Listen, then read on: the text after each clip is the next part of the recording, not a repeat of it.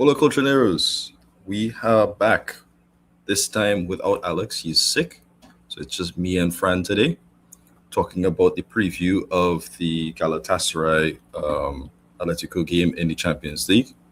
It's a lot that happened in between the period of time of the last game to now. The AFCON finals, which was one of the best games so far this year. Maybe might be the best game of the year, giving that as my contender. Amazing end to it all. What do you call it?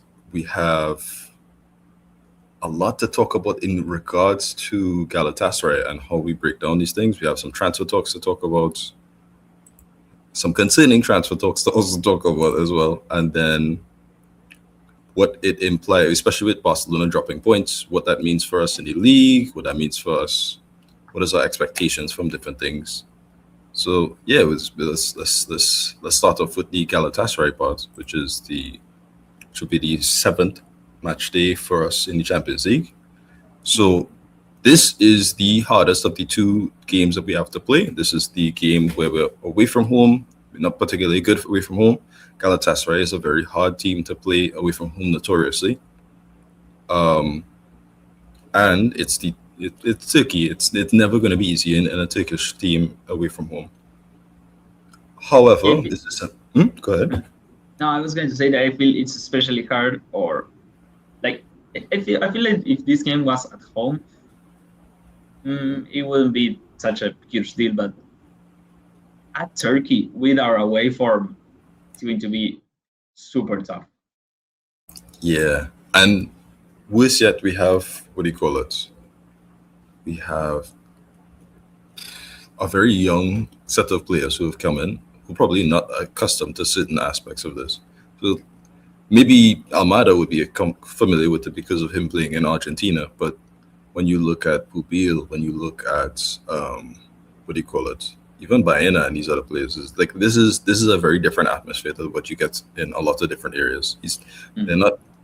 We saw with Giuliano and Baena were not 100% when they came back from Saudi, which was kind of expected because they're not accustomed to that.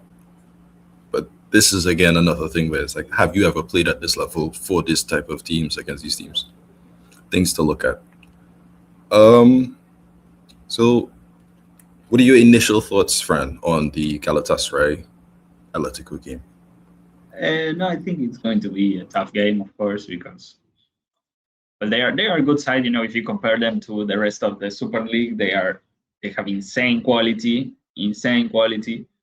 But yeah, I was looking at their Champions League results, and they struggled a lot against sides that we did not. But they also beat sides that we didn't beat. Like they lost 5-1 against Frankfurt. But they won against Liverpool.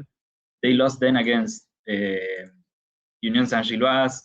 So I don't know footballistically, because I don't watch them, of course, how good they are. Because in the league they are flying, but you know they have much better quality than the rest of the teams.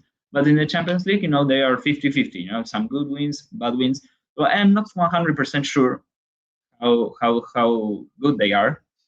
I know they have Victor Osimhen is a doubt, so that would be a really good thing. So I don't know. I'm in the middle. I am siding with the pessimistic side because it's away from home at Turkey, but I'm not so sure. So yeah, that's all I have to say because I haven't watched them that much, but watching the games in the Champions League, I can feel a bit confident. Yeah, I could say that. I think like in the Champions League, especially, Atletico has been a very different beast to the La Liga games, I should say. Tactically, I feel we're a bit better. The approach, the energy is a little different.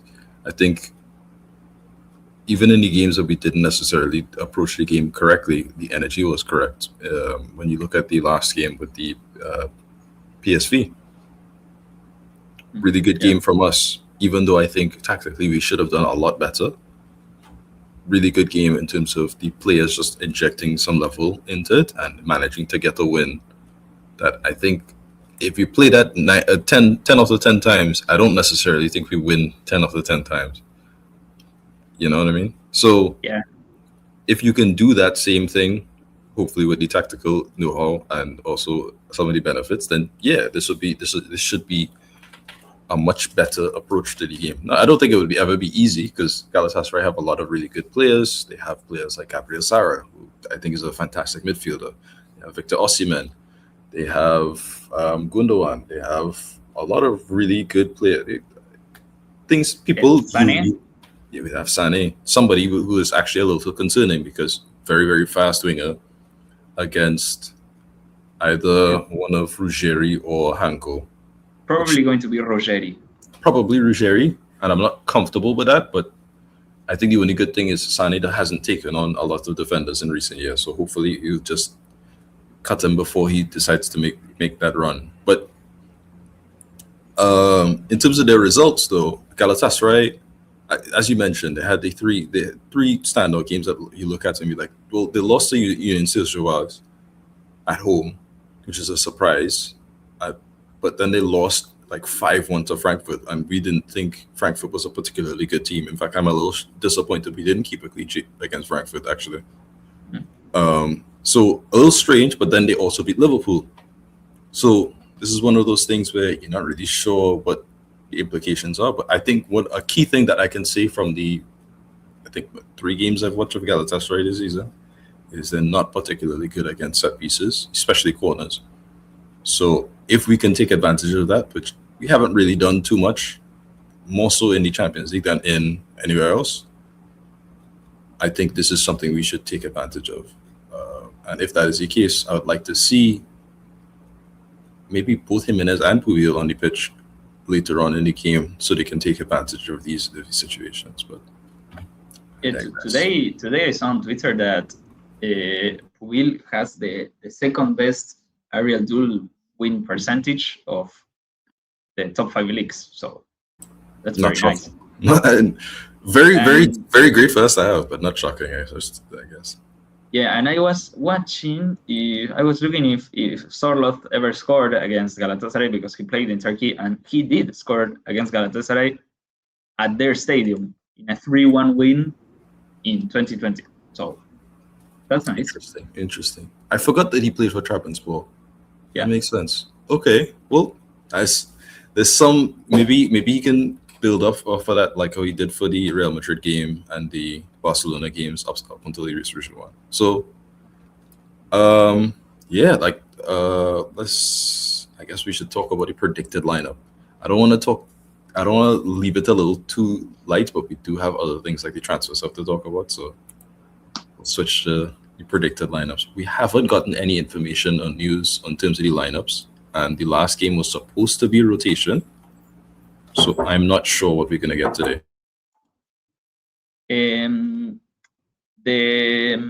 Well, I think it depends on how Galatasaray play. Like, I haven't watched them at all. You probably have, but are they a side that keeps the ball and plays really high, tries to dominate home games?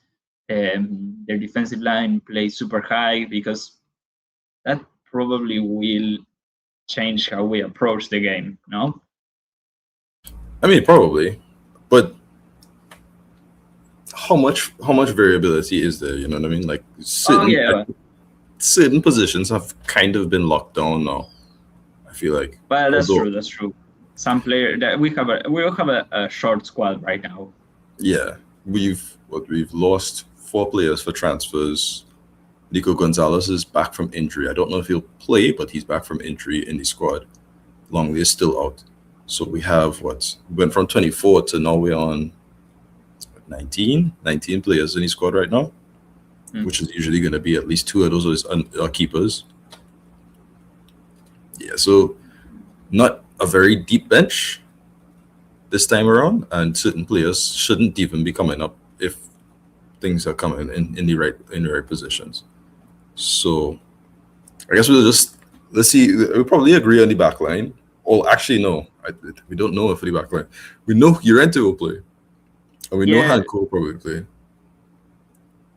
Well, the question was, you said that it would be wise to have Jimenez for set pieces. Mhm. So if we play Jimenez, where do we play him? Do we break the Pubil Hansko defense because they have been super solid? So that's the question. I would probably leave Pubil and Hansko. I don't know about you. I feel like it's probably the wiser thing to do. Well, At the I don't same- know.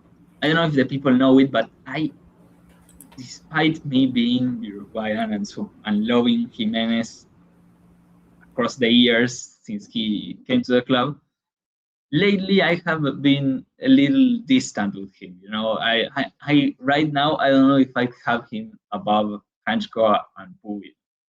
So I am a bit biased in that department. So maybe if you think that Jimenez has to play tomorrow, I believe you. I'm a bit more of a Jimenez fanboy, even though I'm a huge Pubil fan. It's just like when I look at, especially the Champions League this season, key blocks, defensive solidity. You look at what our team was like when we didn't have either Pubil or Jimenez in it, where you had the Longley Galan duo against Liverpool. We 2-0 down in the first 10 minutes, like that. When you look at the Arsenal game, as soon as Jimenez came off, just ransacked. So part of it is not just that the defensive level goes up, is also the leadership in terms of the actual decision making. Yeah, Hazard takes another leap, and I think that's the one thing that you can really say Pubil doesn't necessarily have, even though he's been insane defensively this entire time. Great blocking, great duel winning, great in the air, great everything, being distribution, all of that stuff, fantastic. But when you look at these games, where look at the Inter game, right? Pubil and Jimenez were together in that game, and I think Jimenez, of course, he got the winning goal. Wait, no, he did get a winning goal, didn't he? Last minute goal. Was he? Yes, I think it was Jimenez. I It don't was remember. Jimenez. I'm drawing a It was blank. a Griezmann cross to Jimenez, just like last season in the Leipzig game. Anyway, yeah. So Jimenez, you look at Jimenez as in those moments, those key moments, you want to have a player like that who can be available. Not that I don't think Pubil can do it. It's just in these bigger moments, especially in a bigger game like this, I'm not 100% comfortable with if Pubil can handle that pressure at that time in these ways. I hope I'm completely wrong and he's just that good. I But was thinking though, when before seeing them in a center back partnership, you thought of Pubil as a right back, and maybe if he played center back, more of a right center back in a back three. And Hansko, something similar, because his best traits were when he makes those runs. Yeah. Up. So, and Jimenez, for me, where he plays the best is as a middle center back in the back three. So, maybe it makes sense, the three together. I just don't think Simeone will do that. I think that's a second half kind of thing. And he has been partial to the back three. It's just surprisingly he's decided to use Lunomond instead of Jimenez, who I don't think is as good as a center back in the back three. Lately, Simeone has been doing that second half move of putting a back five. Just because. That's something that has been something he's been doing plenty. Well, so probably better if Jimenez starts tomorrow. You prefer Jimenez Hansko? I don't know if I'd say preferred, but it's just because of the fact that it's Galatasaray, and I think because of how the stadium is and these other things, I would prefer that. What about? Do you think Simeone would play Hansko at left back to defend against Sané? It's not an impossibility. I think every time that we've come across a particularly good right winger, Simeone has put on Hanko over Ruggieri, with the exception of the Real Madrid game with against Rodrigo. Rodrigo is not Rodrigo. Yeah, exactly. So And he did great Now, against Rodrigo because of the fact that he's not necessarily a great right winger, even though he's a great winger. So I think that does come into play, but the fact that Sane likes to cut inside a lot more on the right wing probably comes into that factoring, which is probably so maybe we will see a sort of a pseudo back three thing where I don't like Hanko left back. I like him as a left centre back, but we've never had a particularly good wing back. the problem is, yes, exactly that. If Hansko plays left back, he then doesn't form the back three in possession. Yes. And if he does, then Baena is going to hold with. So it's like overall, it doesn't benefit the team that much. If we were to do a back three, I would like to see. I think Ruggieri would make sense as well. You'd have the back three in terms of Llorente, Pubil, Jimenez, Hanko, and Ruggieri. But I doubt we're going to see that in this game, even though I think it would make sense. I think we're going to see a back four of Llorente, Pubil, Hanko, Ruggieri. Because if you look at last season as well, Simeone was experimenting a lot with Jimenez on the bench, giving Longley, for instance, a lot of time, despite the fact that I think Longley was defensively always centre back of the four that we had last season. Yes, of course. So I think I don't think he will break it up, especially because I think the other day he had mentioned that since Lenormand and Jimenez have to just come back from injury, let them get their game, let them try to play and earn it back, which is a nice thing to say for Pubil, is a very strange thing to say for Jimenez, considering how often he comes back from injury and immediately just plays at the level that he was before it. But that's aside. Okay,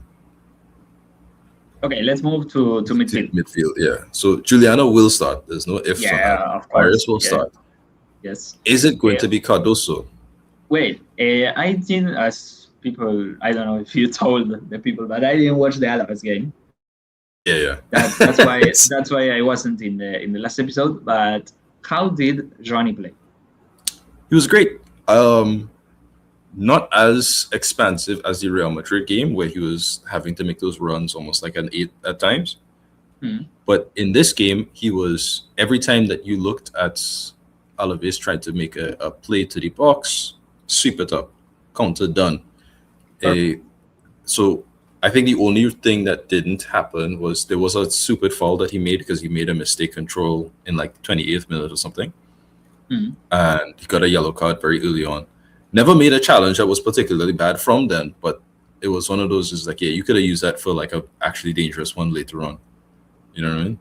So that's the only bad part. Everything else was great. And then I was saying, as a result of Johnny being so good at his role of just blowing up the play and distributing and these other things, Barrios managed to have like one of the games of the season. 5 chances created.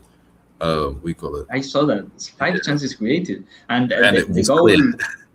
in the solo goal, he's attacking the channels and managing to get crosses. You know, when we had the ball, I remember, you know, it was very few games, but Simeone once played a box midfield with Coque de Paul in the base and Barrios and Griezmann in between the lines, and those were probably my favorite games of the season. I think it was 2023. I remember a game against Valencia. Those were my favorite games of the season because I think Barrios works best in possession if he has a bit of freedom to move forward, at least in the later phases. Obviously, you need him in the first phases. You need him deep because he's just really good at it. Yeah. Really good. So, but I think he's really good when he plays a bit forward in the final third or late second phase. So every time it happened, I love it. I remember also the first game of last season against Villarreal that Sorloth scored a header right before halftime, and it was pretty much the same goal. Barrios attacking the channels and getting the cross. Yes, but that's something he does well, and it's good that Johnny being there allowed him to push a bit forward. So That's Yeah, very yeah. nice. So to me, I mean, this is what we've been talking about. This is our ideal sort of midfield two in Yeah, terms of Johnny and Barrios, because you have Johnny who can stop the attacks and has a defensive solidity we haven't seen since Kondogbia, and then you have Barrios who's just he's fantastic. He's great at crossing. He's great at through balls. He's great at movement. He's great at everything and anything. I yeah. think the only thing So is maybe he needs to add a little bit more goals, which he has been adding, but just not at the rate that we were probably expecting when coming into the season after the Club World Cup games. hmm. Um, And well, if Johnny has done well in last game, I don't see why he would leave the starting 11. Especially considering it will be a very physical game. I don't think Koke is going to like that very much. yeah, but I mean, Simeone this season has rewarded players who've been bad and basically just said, "Oh, nice, good job this game. You're not playing the next one though." So I think we don't know for sure, and I think part of that is also Johnny is also another Johnny's what 23, 24, Probably, I don't know. maybe younger than that. I can't remember. Something But I am very bad at is at having the player's age in my head. yeah, I don't remember ages particularly well, unless they've been around in my club for a while. I don't remember age as well. But Johnny's 20, like Johnny's young too, and Hmm. obviously again, so yes, he played for Brazil, but this is Turkey, and this is a very different atmosphere to Brazil, if that makes sense. Brazil is very voracious and it's very hype and these other things, but it's more. I think that's more for the support of your team rather Yeah, than against exactly it. that. Exactly that. Brazil tends to be super tough, but more due to your own fan base. If you make a mistake, your fan base kills you. There are many clips of a team doing bad and the fans just going to talk to the players and they are literally like being insulted in their face and they are listening. So yeah, it's very tough from your own team, but not so much. Oh, not so much. They are really good, but not so much rival fans, especially Yeah, due to turnout. I don't know if you watched some games, but the turnouts to stadiums have been quite low in Brazil. But really. well, yeah, yeah. So yeah, well, I probably would start Barrios Johnny. Okay. And then the left wing is probably going to be Bayana. I think we saw Amada had a really good first half against Alaves, although you didn't get to see that, but he had a good first half. He was adding some very nice level, and then kind of faded away a little bit in the second half. Bayana came on, and we were like, "Oh yeah, that's why you're on the bench." Like immediately, it was just the difference in level, the difference in creativity, these other things. And there's no disrespect to Amada, but it's like you're just not Bayana, and rightfully so. He should have scored a goal on the day, but it didn't happen. Um, and Well, then we have so good. maybe we don't realize because he hasn't been playing that well and that, but Jaina is like the best creator in Spain. He's Was the best been creator one in of Europe for like 2 years in a row. yes, he is being one of the league's best players in years. He was literally the best of the rest before we bought him, and he is better than Almada. He's better than most players in our team. And well, I didn't watch the game, but you will clearly know the difference. And yes, of course, I would start him. There are no questions asked. Yeah. So I think that's our midfield set. yep. Almada, though, by the way, we will talk about him a little bit later because Galatasaray it also sent an official offer for a loan until the end of the season. And they sent an offer. Yeah. Apparently today, I cannot pronounce the reporter's name, and I do not want to butcher it. I just watched his name. Yes. Yeah, it's like, but he is the most we call it reliable Turkish journalist. Okay. Very, very like what he says is he's effectively Matteo Barreto for Turkey. Okay. So we'll talk about that a bit later. And then the front two, which is probably going to be Alvarez again, something we'll have to talk about in a little bit, and probably Sorloth. Yeah, Sorloth, especially considering Simeone took Sorloth to the press conference. Which I don't know what it is. Let me. I'm gonna take a very small rant. Just like I don't know what it is with Simeone these days and putting a lot of trust in players. I think you would never have done before with. Where it's like I like Gallagher. I don't mind so a lot. But it's like the amount of trust that they have been given from Simeone is a very strange thing to me because last podcast episode we talked with Alex and he said in the last 4 games we've taken about 70 shots.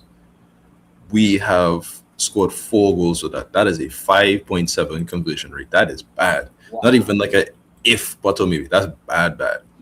Not only is it bad, but if you see in the fact that after you take off Alvarez, the shot conversion rate in terms of the chance creation, in terms of the actual hit on the target goes down. And mind you, we only had 5 or something shots on target when we had 23 shots in the game. It kind of says, okay, well, clearly something is wrong.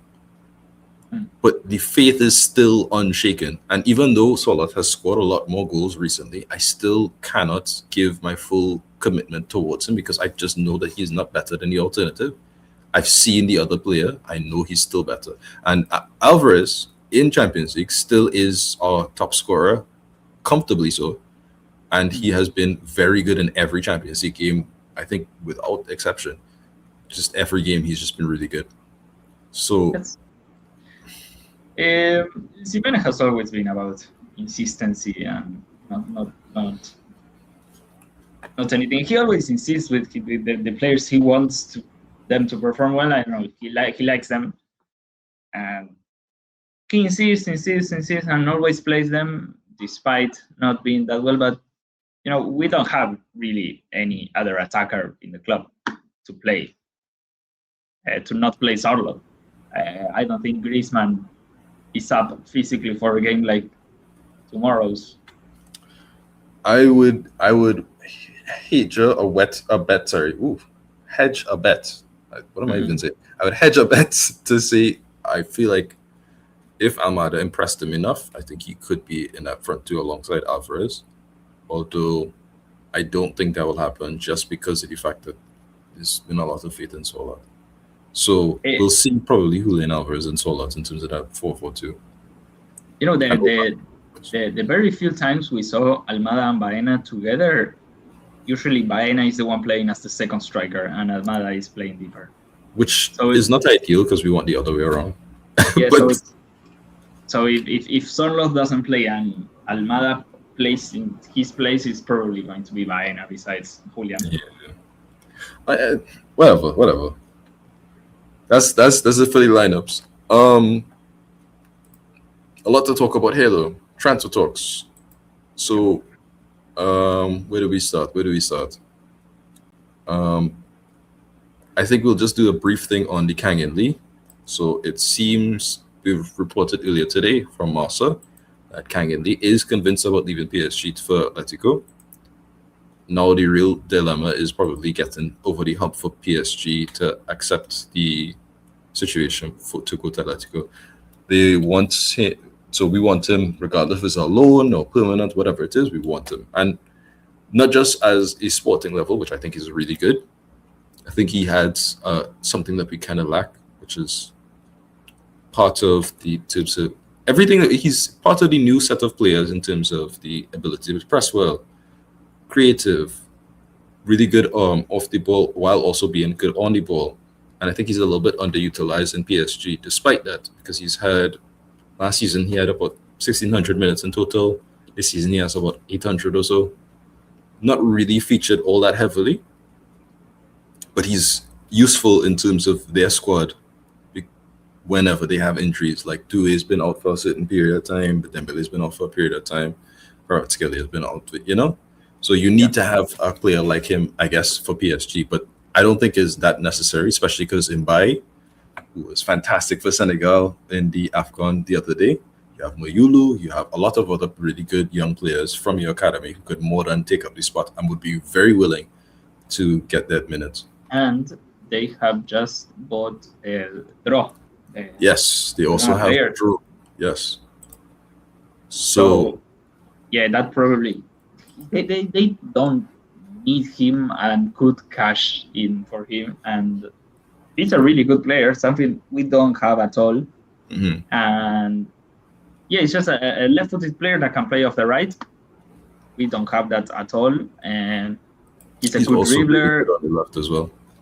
Yeah, and he's a good dribbler, good creator, a good passer, and yeah, be really good for us. We wanted him a couple of windows back, so Three windows now. yeah. So we know we have been wanting him for a while, and wouldn't be bad at all. Finally, Giuliano could get some rest as well. Yeah. We finally have an actual Giuliano replacement. Well, I guess somebody to contend minutes with. So nice stuff. Hopefully it works out. Anyway, next after that is let's briefly talk about Galatasaray wanting Almada on loan. So a little bit of a strange situation because I feel like he just had a really good game, and there's been constant reports from somewhat reputable, not always 100%, but somewhat reputable, saying that he wants minutes. And I think this is me interjecting, but I feel like there's probably something to do with his agent or maybe family who wants to see him more minutes for the World Cup and guarantee that he can get into the squad, as is the case because it's a World Cup year. But I don't know if Almada himself is particularly plussed to move from Atletico, considering I think this is his dream club. I don't 100% know. But Galatasaray would not be a bad option for him specifically into his career. That's just me interjecting on, I guess. I don't know enough about Galatasaray, but from what I know that their 10 with Yunus Akgun, something like that, and this Baris Alper Yilmaz. Those two players who play pretty much on Almada's positions are really good and are important parts of the team. So I don't know why they would go for Almada, you know? I mean, it's just a matter of, in terms of their left wing, like they have Yilmaz, yes, and Yilmaz is a good player. I won't deny that. But it's like in terms of, I think it's a similar situation to like PSG, where they have a strong squad and they just want to bolster it for both the league and Champions League. Because I don't think, when was the last time Galatasaray made it out of the group stage of Champions League? Okay, was it a long time ago? No, I don't know if it's a long time ago, but they don't do it often. Yeah. So I think this is a sort of like a strategic plan to make sure that they can do this, if not just this season, but in general. And if it's a loan, wouldn't be the worst, but more than that, I think it would be it'd be foolish to do so now, considering the fact that he's finally got himself on his feet now again. The main problem is that we know that Alemany wants to sell the players that he can sell, and we know that Almada is one of those players that he wants to sell.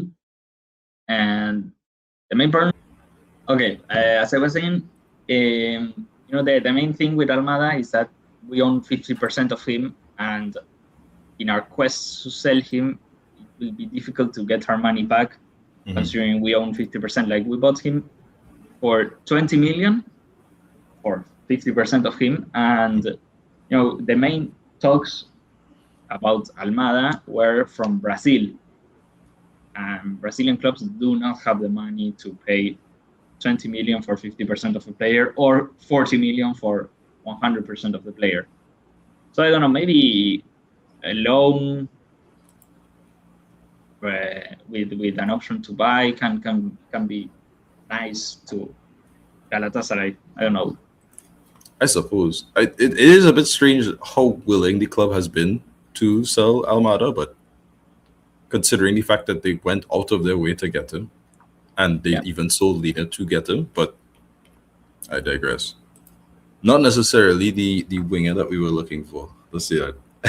But then we have obviously more.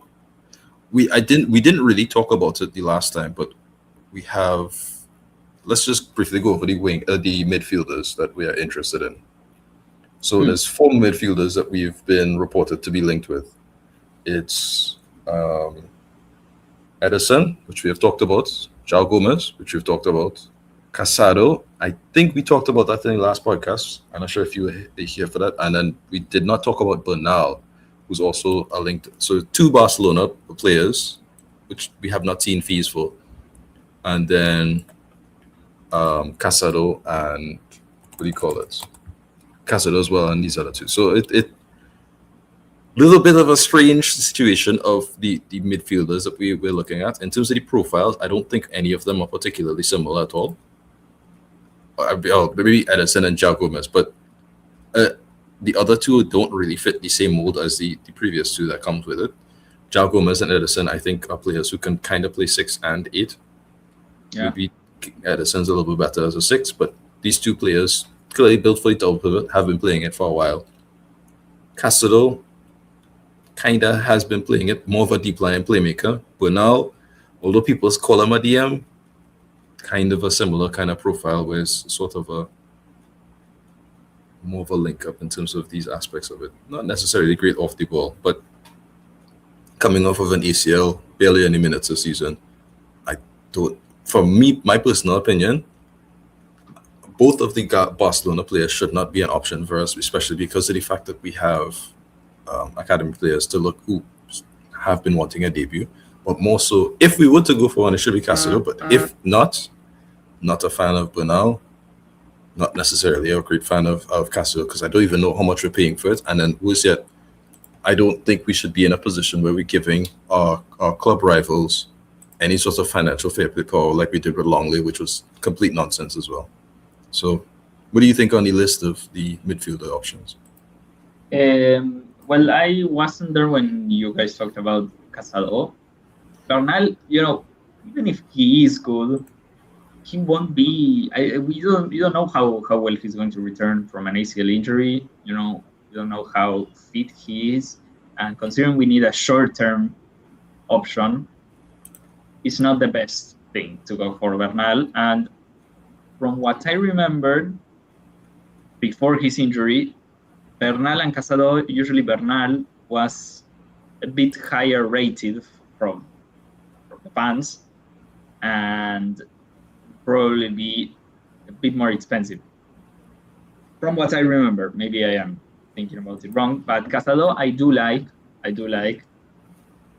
probably more than you, and I think it'd be good. Probably not my favorite option, but I wouldn't mind if he comes. If it was a loan, I wouldn't be mad at it, like a 6-month loan.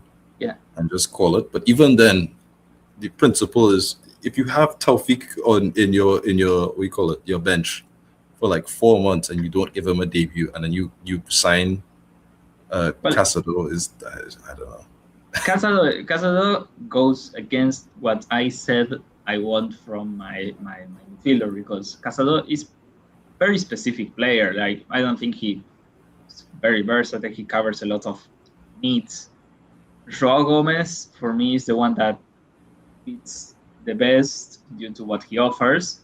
Price. And the price is that's the problem. And, well, Ederson, he'd be all right. I mean, I wouldn't complain. But, again, I don't think the club will pay 40 million for him. That's probably what Atalanta want, no? Yeah. So they're asking for somewhere between 35 to 40, roughly, if what the reports have been saying, and then at 35, I wouldn't mind, but it's harder to sell later if it doesn't go well. Yeah, it's a tricky situation. Probably the best, if we can get a loan for Casado, I would probably take it. What do you call it? More than that, though, is also the fact that the clubs, even though we just sold Atalanta Raspadori, and we have Ruggieri from them. We have good relations. Clubs, not at all, at least from the reports, have not made any sort of agreement, and it's kind of just dead in the water right now. So overall, if we can get a loan for Casado, I'd be happy. I'd be happy because, for me, well, you said that maybe physically or defensively, he might not be the best fit, but on the ball, I think he would be. I think it's a good step into a good direction because from what I've complained in the podcast, I don't like it when Atletico don't keep control of the ball, don't try to dominate the ball, and are a super direct team. And I think Casado helps a bit in that sense. But I that's agree. my personal preference. But it would be kind of like signing another Koke. Not in the sense of Yeah, the level of passing, but more in the sense of like the profile of. yeah, okay, that's So it's like probably true. everything that we want from Koke we have, but the bad parts about Koke accumulate. Plus his age kind of show up. I think Casado doesn't really bypass that, despite the fact that he's like 22, 23. Like he still has those defensive liabilities. He still has these other things. While he's good at passing, he's good at distribution, he's good at recycling the ball. In terms of the other stuff, I think that's where my fallout comes in, and obviously the other part. But you know what I mean? It Yeah, feels it. We have what about 12, 11, 10, 12 days until the end of the window, and we have not really looked particularly concrete for any signing thus far. Little concerning. And then also we have the finally it is Gonzalo Ramos. Terrible deal. I do not want a part of it. If we're for Gonzalo Ramos, you might as well just keep Solar. That's my honest opinion. Um, I think how many goals does Gonzalo Ramos for PSG in the so past like 2 years? if you look at the stats, Mhm. the stats where he excels are non-penalty expected goals, which makes sense because he has probably one of the best core of creators in the world. Yes.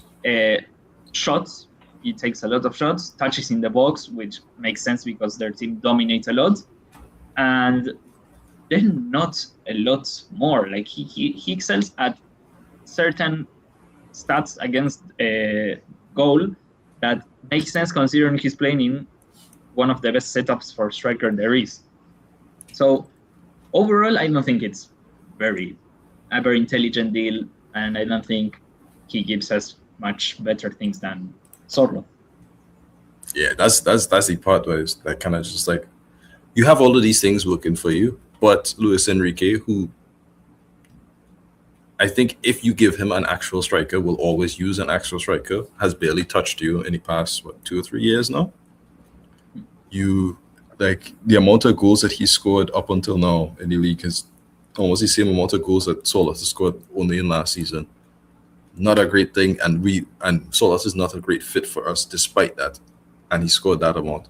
So I don't feel particularly comfortable with Gonzalo Ramos. It's like all of his best quote like traits that you just mentioned in terms of the ability to score in the box, touches in the box, and these other things are stuff that we can't necessarily utilize from Solot either because of the way that we play right now.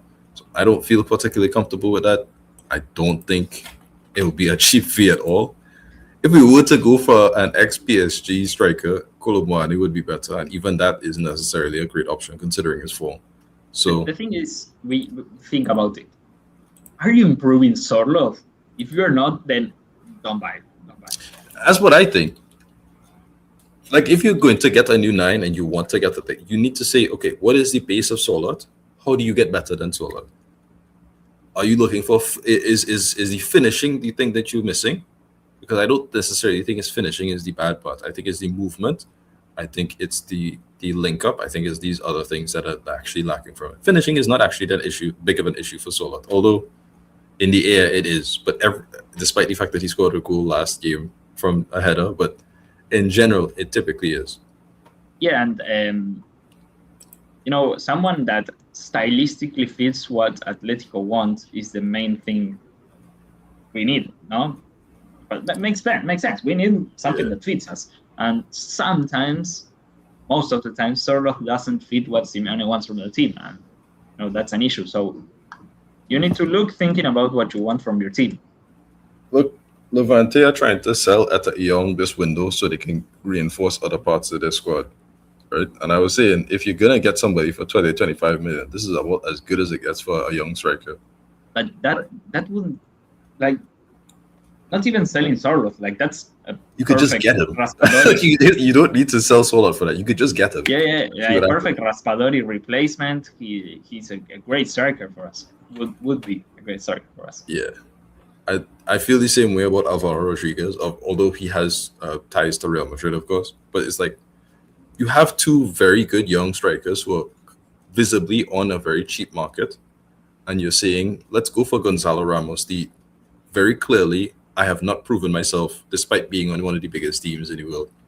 I don't particularly like that. PSG paid like 60 million for him, but Did they pay more than that? Oh, more than. I think it was 60 million was the final trigger for the buy option, but the initial loan was a lot more than that. No, or am I wrong? I don't know. But Alvaro is an interesting one because, of course, he has ties to Real Madrid, but they haven't really given him much time at Madrid, and they have Mbappe, and now they have given a lot of game time to Gonzalo Garcia. So I think they would prefer to just keep Gonzalo Garcia as a backup striker, and that's it. So we have a history of getting ex-Real Madrid players who haven't been given a place at Real Madrid at all, and they are pretty good. So I don't know, maybe we can get Alvaro. Hey, if we're going for that type of profile, Mastantuono, it's your time, buddy. but yeah, I mean, when you look at, we call it Juan Fran, Felipe Luis, even Barrios left. We got released when he was very young and ended up in the Atleti Academy, and it became a starter for us. So Llorente, Hermoso, Morata. Yeah, a lot. Like, we have a history of it. So it's not like it's an unprecedented thing, although I can understand the grievances that people would have if he was to come. So it's just a matter of usually when it happens, you're put under the looking glass. You know, they are following your every movement. Okay, you come from Real Madrid. Samuel used to be a big fan of Real Madrid until he joined Atletico. So you're usually not a favorite right away. You have to sort of prove yourself more than the rest. At least that's how it works with the fan base. So, but most of them have turned pretty good. You know, Barrios, Llorente, Juan Fran, Felipe Luis. Most of these have become. It also came almost like a cult icon, even though he was very, very bad in defending when he was ready. But I don't hate Hermoso. At the end of the day, Hermoso was a very good big game player. In the big games, he used to appear because he had character, you know. Except Barcelona. Except in Barcelona games, he was terrible every time. I don't know, but I remember his first game against Barcelona in the 1920 season. He played with Felipe in the partnership, and he was really good. I remember in his first game. Very strange, because it's like in the 2020-2021 season was a clear weakness. After that, up until he eventually left, was like a bit shaky. And I don't know. It's I had expectations from the 1920 season. Every time I saw Hermoso, I was like, oh damn, we actually signed a good centre back, and then it just. You know, when we were looking into Hanchko, I thought from what I saw that it was a similar situation, because they're both center backs who are insane on the ball, and their best traits appear when they are on the ball, and they have really good range. They're really comfortable carrying. So I thought it was going to be a similar situation, but Hanchko proved to be a million times better defensively. So that's nice. Yeah, it is what it is. Yeah. So any other rumors? Yes, the Alvarez situation. Okay. I'll give my rendition after you, but the situation with Alvarez is looking very weird. To be fair, I know that there are rumors, because there are always rumors, but I haven't seen the specific rumors that happened now? So who wants him now? They haven't said a specific club. Okay. They said That- Spanish teams wanted him, but we already know it's only one of them. Yeah. And then, what do you call it? They said English teams are looking at him, but I don't really think that, like, what do you call it? I don't really think we're gonna get anything serious from it. Apparently, his release clause for Spanish teams is 500, and for non, it is 150. I don't know if that's 100% true, but that's what I've heard. I don't see us selling him. I don't see anybody putting on 150, especially after the Isak and Wood situation this last summer. Yeah, I don't see clubs spending big money like that right now. You know, I am a River Plate fan. I have been watching Julian for a long time. I am also from Argentina. So Julian is like literally my favorite striker of this century. So I love him. I love him a lot, and him playing for us is a gift for me. I know he hasn't been playing on form lately, but considering what I just said, if someone comes with 150 million, I don't know. No, but I would like him to stay. But you know, I don't. I don't Rumors. trust the club to get the right. Like, look at the rumors that we just were doing right that's this the window thing. alone. I do not trust us to do the right decision after this. We've managed to stumble into a good player in Alvarez. This is a farewell gift from Berta. Fantastic. But, you know, you had Griezmann as your main man, and you found a replacement to be your superstar. You know, the one who leads the line, and it's Julian. And it wouldn't be wise to let him leave after 2 seasons. You know, so Especially ideally because he stays. There's nobody Stays for lined many up. years. There's Yeah, nobody exactly. lined up to replace him. Well, that's one thing I was thinking when Griezmann left back in the day to Barcelona. We did get a replacement for him, but that didn't work Yeah, out. and we paid 120 millions for Joao Felix, Mm. and people were saying like, why did you pay them? Okay, complaints. And I was thinking, okay, but which other player was there that could fill Griezmann's boots? I know Dybala maybe, but I didn't see any other player in the market that could be Griezmann back in the day. Not at the time, I should say. And that's what I think about now with Alvarez as well. The O'Neill, like this, there's a few players that I can think of where we like, yeah, we could build a team around that. But all of them are already taken from big teams, right? So, but Hendrick can't do that. Mastanto can't do that. Esteval can't do that. Kendry Paez has been kind of disappointing for Strasbourg, so you can't do that. Because who else? Yildiz from Juventus. He's not leaving. I saw him in like 2 different Del Piero ads for Juventus. That's not happening. Sule for Roma, not leaving. He's right next to his idol in Dybala. You know what I mean? Like, so Leo would be so good. So, well, Dybala is rumored to be leaving in June. So yes. you know, maybe. I'm also a Roma fan. Let's just keep it simple. Let's just renew Alvarez and not have to deal with this. My feelings on this are Alvarez is in contract talks. He's been in contract talks since early summer with Atletico to renew, to get better deals and these other things, right?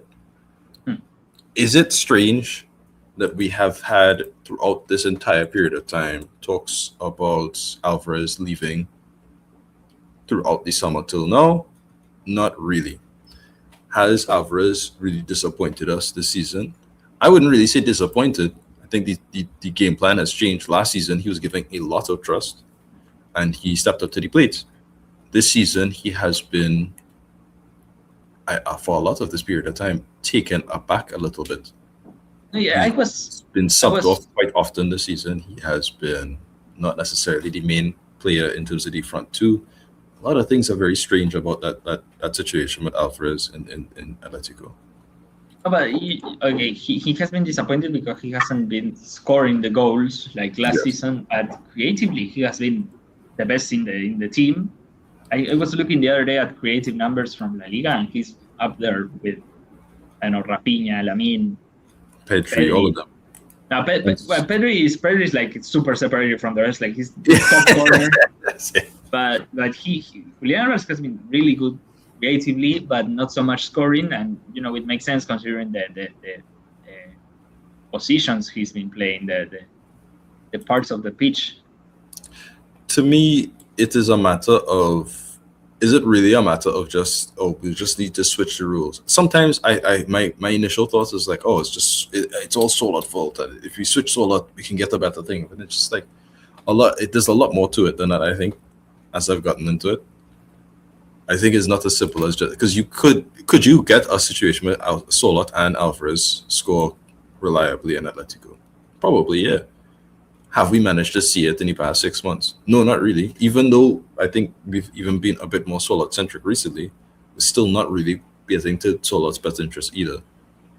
So there's more to it. I think there's things that we need to figure out.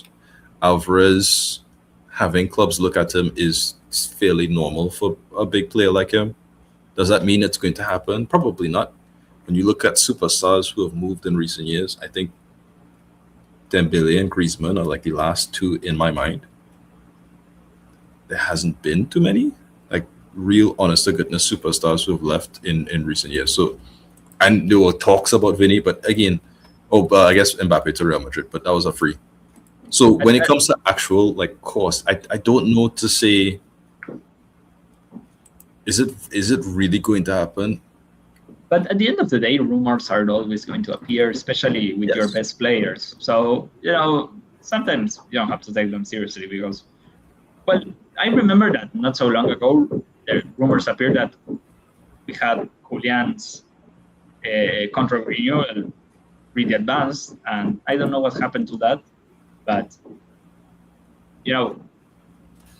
rumors are always going to be there, especially with your best player. So sometimes you don't have to pay attention too much to them. Yeah, that's part of it. So obviously that's like a thing that you have to think about. So with that in mind, I think I'm not too worried in terms of the Barcelona aspect. Barcelona talking about if they get 1-on-1, we could do all these other things, but it's just like we haven't been 1-to-1 in the past like 5 years, Doug. Please.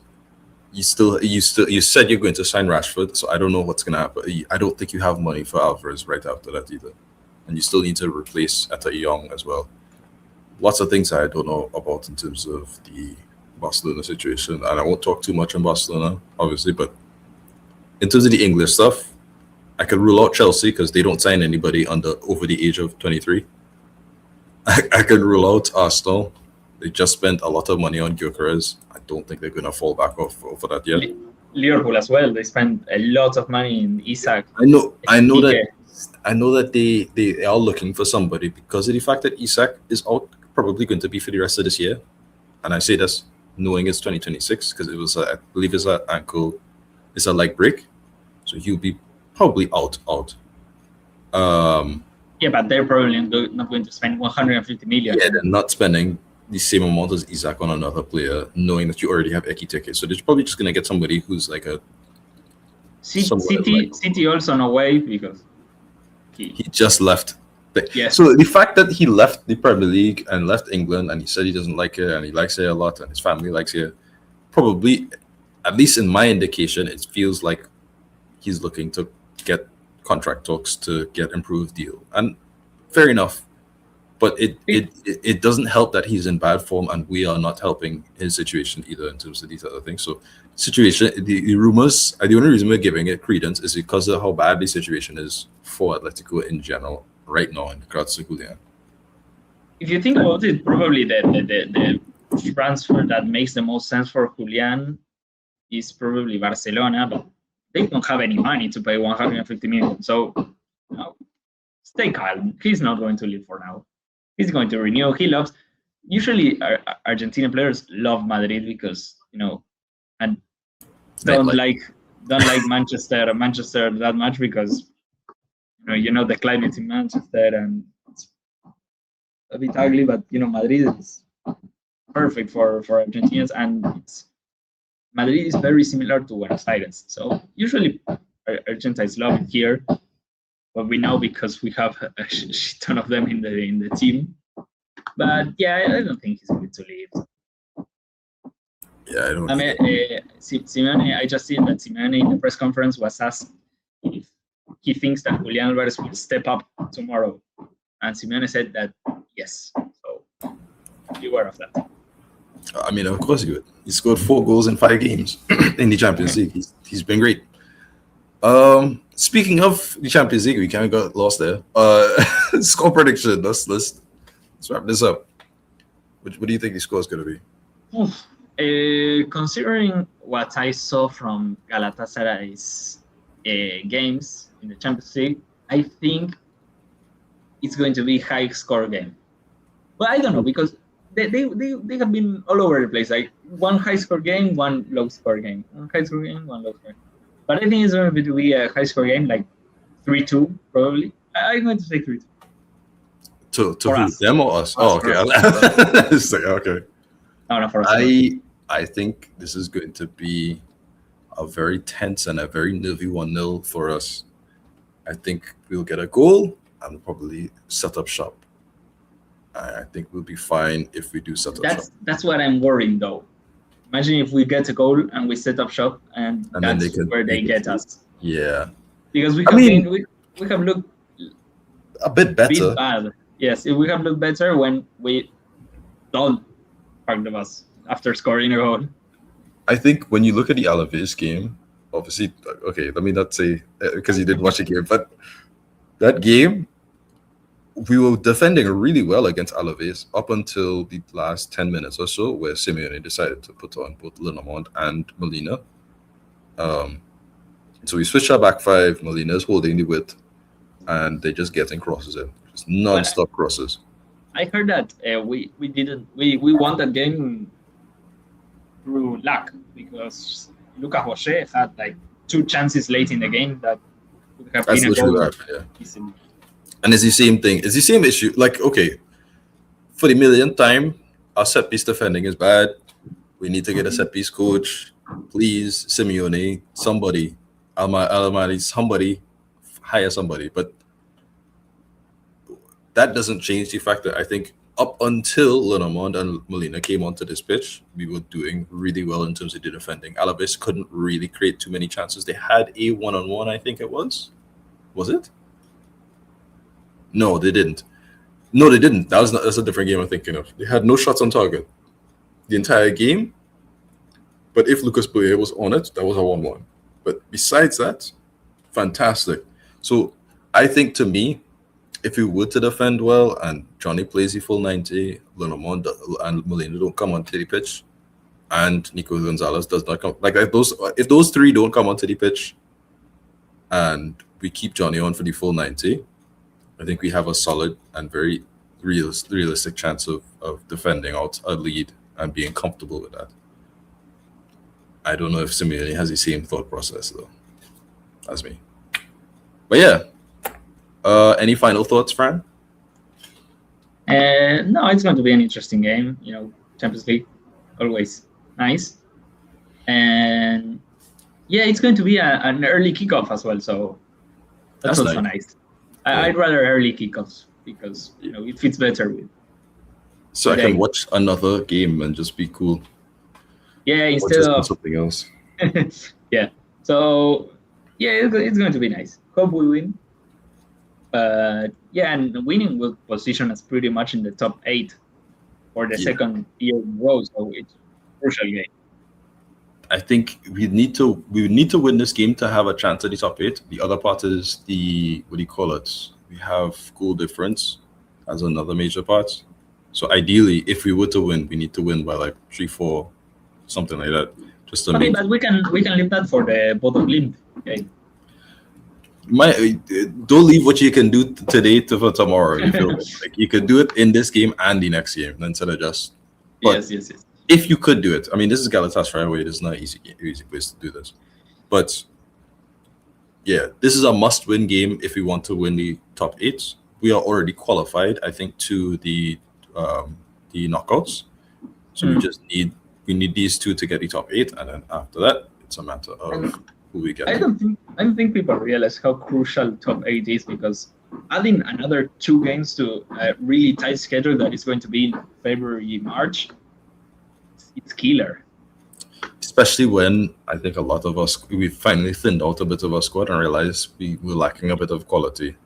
Exactly. So now we're lacking quality. We kind of need that. In my opinion, if there is a chance for us to win the Champions League, top 8 is mandatory. Yeah. And no, especially competing in their competitions, because we have the Copa del Rey, La Liga, and La Liga, quote unquote. Top 8 is crucial. Well, La Liga, quote unquote, we need to play those games anyway. Yeah. So yeah, crucial. Must win. Hopefully we get through. Osimhen had to leave Nigeria Egypt game with a knock, and then he didn't play. So not Egypt, Morocco game with a knock, and then he didn't play in the Egypt game, I think. So I don't know if he's injured, or if it's just a knock. But yeah. SofaScore says that Osimhen is going to play. I don't know how reliable is SofaScore, but like when we started the podcast, Osimhen was in the doubt section, so he was not going to play, and now it changed, and now Osimhen isn't in the doubt section, and it appears he's going to play. So maybe a report came out that he's fit and he's going to start. Maybe. Who does Galatasaray have to play after this? They have to play against Karagümrük, something like that. Is that the Champions League? What? As in the No. No, you were saying Champions League. Wait. Well, yeah, I don't know what the Turkish league is. Wait, I don't know. Manchester City. Oh, damn. Okay, so there's not even a chance that they could put a weaker lineup. Okay, all right, whatever. Yeah, this has been our preview of the Galatasaray game. Don't forget to like and comment and subscribe. We're trying to get certain goals. We're trying to do a lot of really cool things later on in the year with the channel. Shame Alex couldn't see us. Hopefully he'll see us for the review of the game. Don't know for sure. He is still sick. But yeah, it's been nice. It's been me, Saint Keeks, and Fran. Till the next time. Ciao, ciao. Bye.